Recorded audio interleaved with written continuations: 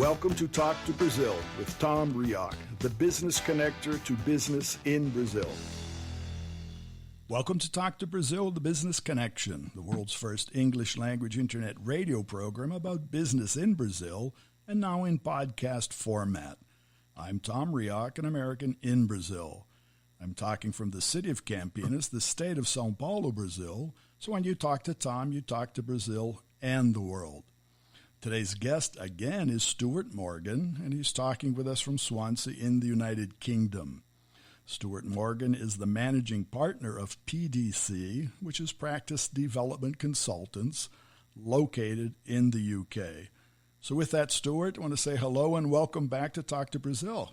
Hello, Tom. The welcome's very appreciated, Tom. Thank you very much indeed. Now, we've been, for our listeners and our audience, we've been back and forth through all of the other social medias through the course of, and since our last interview, keeping up on what's happening and also keeping up on what's not happening. But the last time I interviewed you, we talked about C-level training, which is your specialty. And again, I'd like to ask you to talk about that even more. And as looking forward to 2020, and as I've shared with you, there is now a lot of investment from Chinese companies in Brazil. The outlook for business in Brazil is very strong. I shared with you a study by McKinsey Company that shows a number of opportunities here, all right? So looking to you and what you've seen, C-level training is important from both sides, right? How do we approach the C-level persons? How C-level persons are training themselves? What do you see looking forward? Yeah, the C-level is becoming more and more important, Tom. We're finding companies all over the world are now facing tremendous cost pressures, and operational directors are constrained ever more by budgets that are being reduced, being squeezed all the time.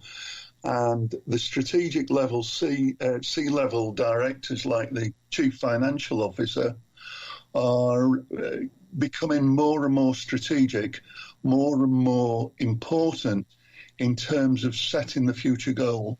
Yeah, because there's no money, there's no way forward. There's money, but costs are ever more important. Margins are being squeezed, and that's why the chief financial officer and chief executive officer need to squeeze those costs in order to make sure that the profits are increasing year on year. But in that training, again, looking how to approach these, what is the message that persons need to have approaching a company today? Well, very simply, the traditional model of selling products to line managers is becoming almost impossible in certain circumstances because of the budget constraints. And so sales professionals have got to become more consultative, and they've got to move towards a solution model of selling. If they are not trusted advisors of the C-level people, they're not going to be able to sell their solutions. They're not going to be credible vendors. Well, that's the point. The last time, actually, we met in person. You were here in Brazil, and you were training, and we happened to be part of that same training program, and that was the essence. But I like what you just said of being the trusted advisor. So what I hear and what I've seen, the word salesman or salesperson has become pretty much obsolete. Well, people are still using the term, regrettably, but I keep encouraging them not to use their job titles when they talk to the C-level. Because if you're a chief financial officer, the last thing you want to do is to meet a salesperson. What you want to do is meet other like-minded people. Mm-hmm. So how do salespersons change their mindset? It's a huge paradigm shift. And as you and I found when we worked together in Brazil for Schneider Electric, we were telling the sales professionals there, don't use your job title. Use the vocabulary of the C-level person. Start listening. Stop talking. Start listening. Mm-hmm. So stop talking. I think that's the important thing. It is. Salespeople like to talk. Well, I like to talk, and I'm a salesperson, but I think I'll change it to I'm an advisor, and that's what I've done actually. So Yeah, I'm an advisor. I can give advice. We were watching Chris Tarrant in Ireland yesterday on the railways. Very interesting program. And what he did is he stopped at a certain stage and he kissed the Blarney Stone. And that's supposed to give you the gift of the gab, as we say in the UK, the ability to talk. Well, I think the ability to listen is at least twice as important. No, and I'm writing that down, and I agree with you because I've heard that so often. So it's the art of listening. And to understand that, and you mentioned that, of speaking with the C-level, the CFO, what he's actually saying is some of the pain that he feels. And you mentioned that. It's cost reduction. It's budget restraints. It's somebody else telling him, not only somebody else, it's the market telling him. It's the stockholders, the shareholders. And that's where the competition's from today. And it's also coming from the regulators as well. Because the regulators are putting increasing pressure on the C-level people, and that's a good thing, but it creates additional pressure that wasn't there before. And it becomes more intense, right? It does. And you mentioned the shareholders. Well, also it's the markets in general. And you've got to be able to show confidence to the market. Because if you don't show confidence, if you don't show increase in margins year on year, then the market lose interest. They lose confidence in you. And that has a huge effect on the business. Do you feel that trade names, trademarks, and companies, are they becoming sort of commodities today? Does the market... Oh, they certainly are. They have been... Coca-Cola and Pepsi-Cola are the prime examples of brand management, and Amazon, of course. So brand management's extremely important. But at the end of the day, people buy from other people. They don't buy from companies. They buy from people that they like. And that gets back to not only listening, but and that's not to stop talking, but to talk in a way that people want to listen to you. Yeah, if you don't talk the right language, if your vocabulary is not good, then people will not interact with you. And so if you're talking to a C-level person, you've got to talk about profit. You've got to talk about margins. You've got to talk about return on investment. If you're talking about selling products, you just turn them off immediately. And all of that, what you just mentioned, has to be done or said quickly. You've got about 1 minute. People make their lifelong impressions about you within the first 4 minutes of engagement. And of those first 4 minutes, the first minute is absolutely critical. Well, you just made my day, Stuart. Because recently I've redone, I'm known here as the king of networking, and I've spoken hundreds of times here to different groups about networking. And just recently, this last month, I've recreated my own networking, and it's called speed networking. And yeah, I know speed networking. The essence of that is what you just said, to help people understand that they just have a minute, not only to say what they want to say, but in the same minute they need to get out of that person they're talking to. What are the key points that they need to remember? What are the listening points that you mentioned from a CEO? Yeah, absolutely. In the old days, we would have called it the elevator pitch. Mm-hmm. The elevator pitch is still critical, but it's not about selling. It's about listening. Right. It's about thinking about the CEO who gets in on the ground floor. You don't know which floor he's going to get out on, but you've got about 30 seconds in order to get engagement.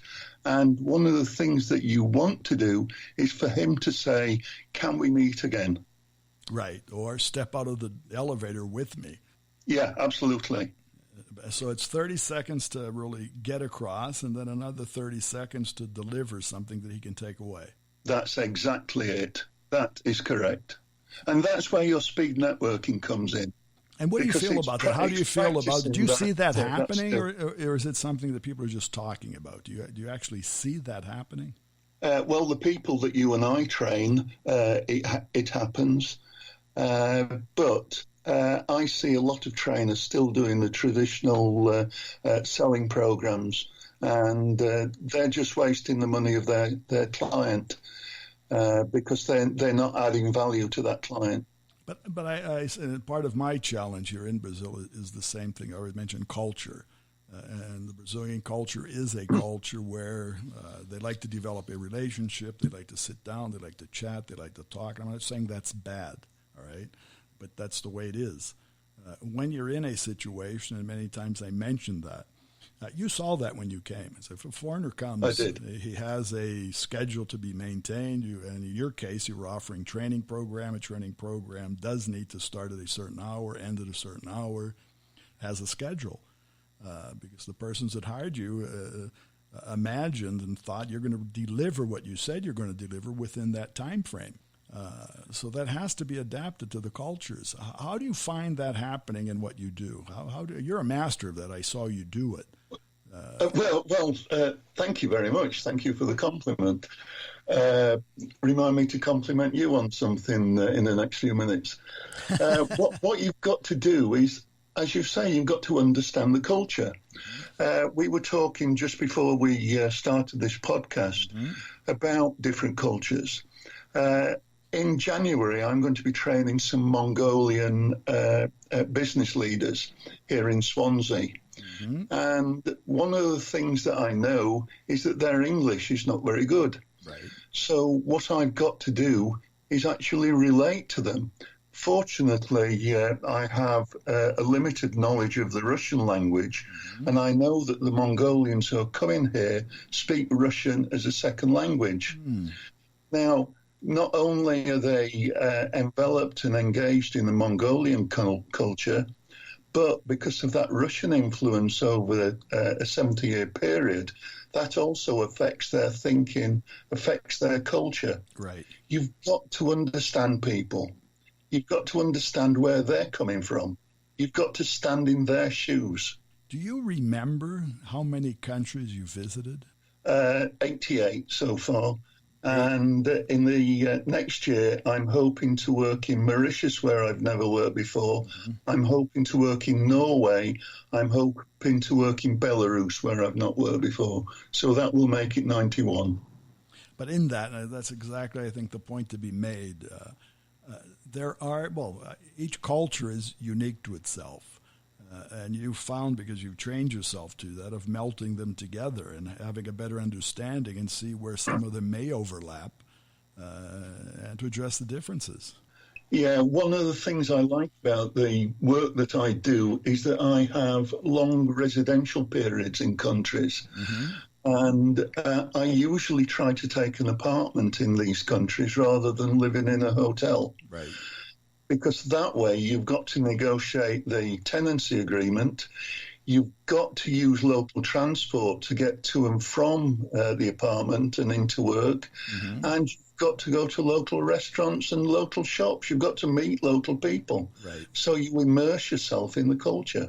And then you really see how people react to not only the language or in the training, but you see how they react and interact amongst themselves.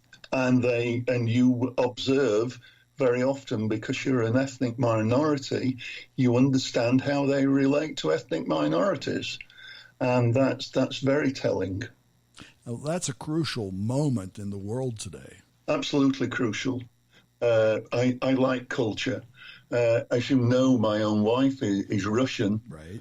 And so I've now got family and friends in Russia, which I never envisaged when I started out my career. And also for our listeners, you do teach and mentor at a university, so you also, through that, have contact with a number of different nationalities, correct? Yeah, as you know, I'm an MBA supervisor at the university business school here in Swansea, University of Wales Trinity St David's. And I get students from China who have huge problems fitting into the culture because they don't understand it. They're only here for a limited period of time. Mm-hmm. They're doing research on a subject that they're very familiar with in China, but very often that subject doesn't translate to the British climate. Right. And so as an MBA supervisor, I have to befriend them. I have to support them both socially, culturally, and academically. And it's a huge uphill battle. But if I don't do that, they don't pass their degrees. And that has to happen. Well, I see that in Brazil right now. I mentioned there are a number of Chinese companies that have come to Brazil. They have invested. Factories are going up, product being made. But exactly that interaction within the community is a challenge. It's also a challenge for Brazilians and Brazilian business persons to engage with the Chinese. Yeah, the Chinese business model is interesting. It's completely different from any other model in the world. When I worked and lived in Barbados for the Ministry of Health, the Chinese offered to build an AIDS centre so that patients with AIDS could be treated and cared for. Mm-hmm. What happened was that about 20 Chinese workers arrived on day one. They built a fence around the territory and they built some rather modest shelters. Those Chinese workers lived on that site for a year. They didn't leave the site other than to go for supplies. And they also didn't get paid until the job was finished. Wow. Now, I can't imagine that happening in any other culture. And that's a fact. And we've seen that. We've seen movies. You see that on Netflix. But that's something that needs to be understood to be able to deal with them. The work ethic is tremendous.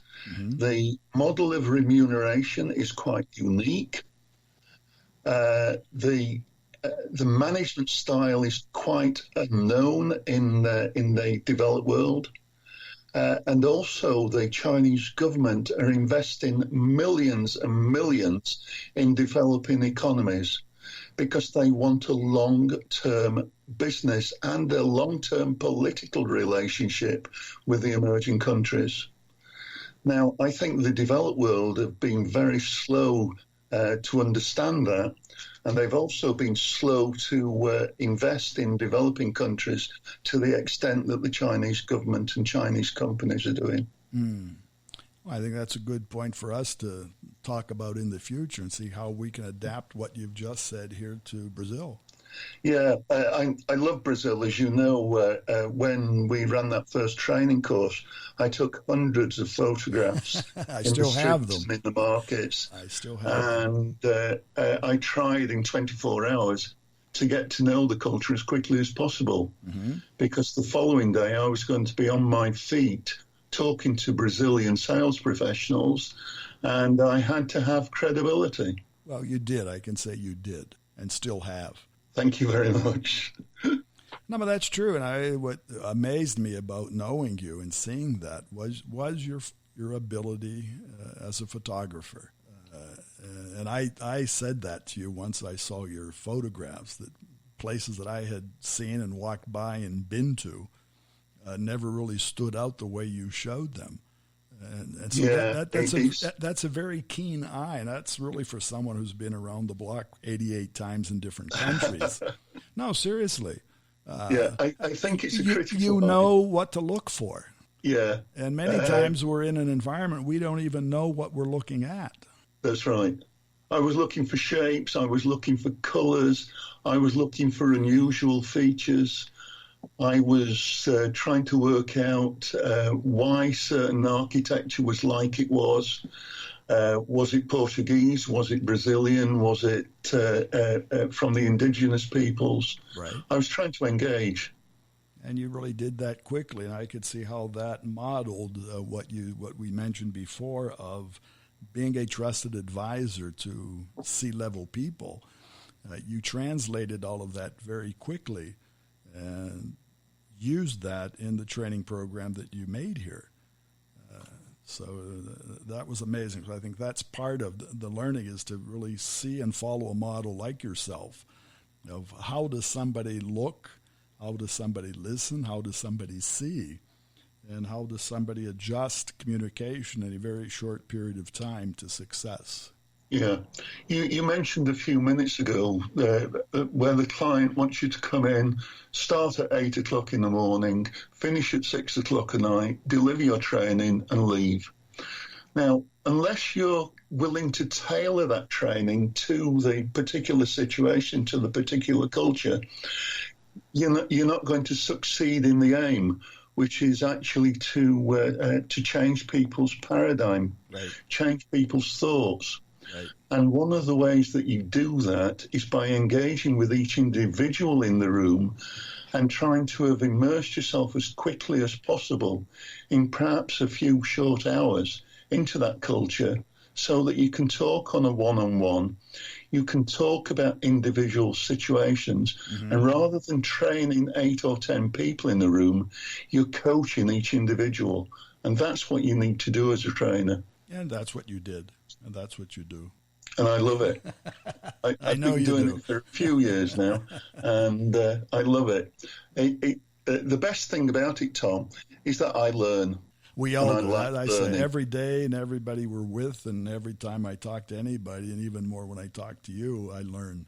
Yeah, learning is the essence. It is, and that's the key to success. Well, Stuart, Yeah. I want to be back. Once you stop learning, you die. I know, but we're going to do that more because, as I mentioned, I want to have you back more often this coming year. Thank you, Tom. And we're going to be talking about different topics each time and taking this conversation forward 2020 and talking about the opportunities here in Brazil and modeling different situations and suggestions on your part, okay?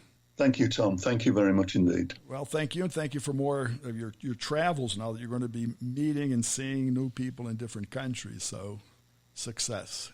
Thanks, Tom, and to you. And to our listeners, I want to thank everyone also for being part of today's program. And again, thanking Stuart for sharing his time. And you can see more about and learn more about on his site, which is www.pdc.wales, WALES. And also like to invite you to visit our website, www.talktobrazil.com. That's TALK, the number 2, BRAZIL.com. And thank you, our audience, and remind everyone that today's program was brought to us by Focus MI Market Intelligence. And Focus MI specializes in market research for the Brazilian agricultural market. More about them on their site, FOCUSMI.com. Remember, when you talk to Tom, you talk to Brazil and the world. Goodbye, and thanks for listening.